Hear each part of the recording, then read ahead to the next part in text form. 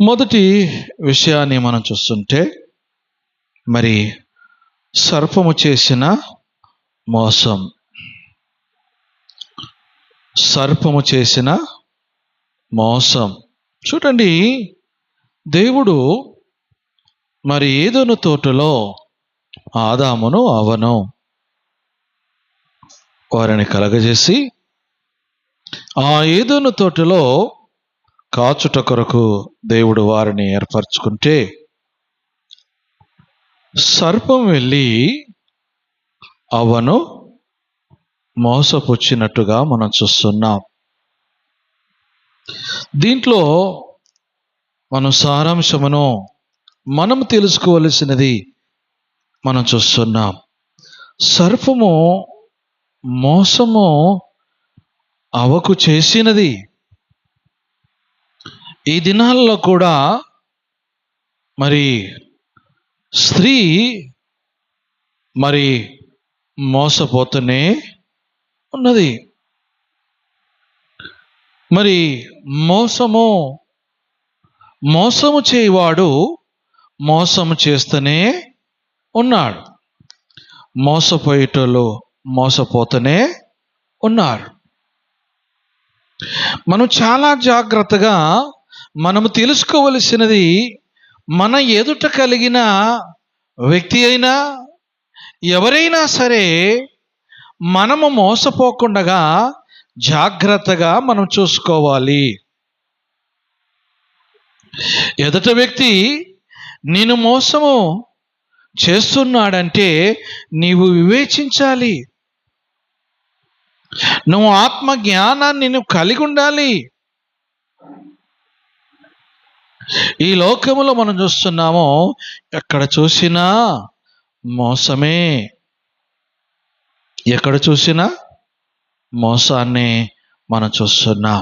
నిజంగా మరి పూర్వము ఆ ఏదోను తోటలో అవ్వ ఏమైపోయిందంటే సర్పము చేతిలో మోసపోయినట్టుగా చూస్తున్నాం. మోసపోవడమే కాదు, ఆమె మోసపోయి ఏం చేసింది తెలుసా? ఆ మోసము తిరిగి ఎవరికి చేసింది తెలుసా? ఆదామును కూడా ఆమె ఏం చేసింది? మోసం చేసింది. దేవుని బిడ్డలమైన మన జీవితాలలో మనము నేర్చుకోవలసినది ఏంటిది అని మనం చూస్తుంటే, నీవు జాగ్రత్తగా చూసుకోవాలి. నువ్వు జాగ్రత్తగా చూసుకోవాలి. జాగ్రత్తగా నువ్వు వినాలి. జాగ్రత్తగా నీవు వివేచించాలి. ప్రభుని సహాయాన్ని నువ్వు దేవుని దగ్గర అడగాలి. ఉదయమున లేచి నీ జీవితంలో నువ్వు ప్రార్థన చేసుకోవాలి. ప్రభువా, నేను మోసపోవద్దు, ఇతరులను నేను మోసపరచొద్దని నీవు ఆత్మ జ్ఞానాన్ని కలిగి నీవు దేవుని ఎదుట నువ్వు ప్రార్థన చేసుకోవాలి. నువ్వు దేవుని దగ్గర ఏదైతే ప్రార్థన చేస్తాడో నీ జీవితంలో దేవుడు నీకు సహాయం చేయగలుగుతాడు. యాకోబు పత్రిక మనం చూస్తున్నాము, 1వ అధ్యాయం 5వ వచనంలో చూస్తున్నాము, ఎవరికైనా జ్ఞానం కొదువ ఉన్న యెడల అడుగుమంటున్నాడు. ప్రభువా, ఈ లోకములో జీవిస్తున్నాను. ఈ లోకములో జీవించినప్పుడు అయ్యా నాకు ఆత్మ జ్ఞానాన్ని కావాలి.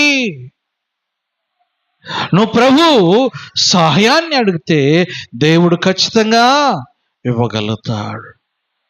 హల్లెలూయా, హల్లెలూయా. సర్పము ఏం చేసింది? అవను మోసము చేసినట్టుగా చూస్తున్నాం. బైబిల్లో ఒక 7 మోసాలను గురించి మనం చూస్తున్నాం. బైబిల్లో మరి 7 విషయాలను, చాలా విషయాలు ఉన్నాయి, కానీ కొన్ని 7 విషయాలను మనము మరి ధ్యానం చేసుకుందాం. నిజంగా మోసం అనేది మోసము ఎంతో కలిగినట్టుగా చూస్తున్నా. అందుకే మరి ఆత్మ జ్ఞానాన్ని నువ్వు కలిగి ఉంటే నువ్వు మోసపోకుండగా జాగ్రత్తగా చూసుకోవడమే అది నీ పని అయి ఉన్నదని దేవుని లేఖనములో చూస్తున్నాం. అవ్వ మోసపోయినది ఏదైనా తోట నుంచి వెలివేయబడ్డది. మోసపోయింది ఏదైనా తోట నుంచి వెలివేయబడ్డది. వెలివేయబడిన తర్వాత కష్టాలు,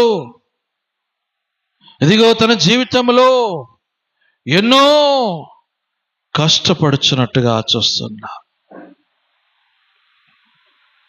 దేవుని బిడ్డలమైన నీ జీవితంలో నువ్వు ఏమై కలిగి ఉన్నా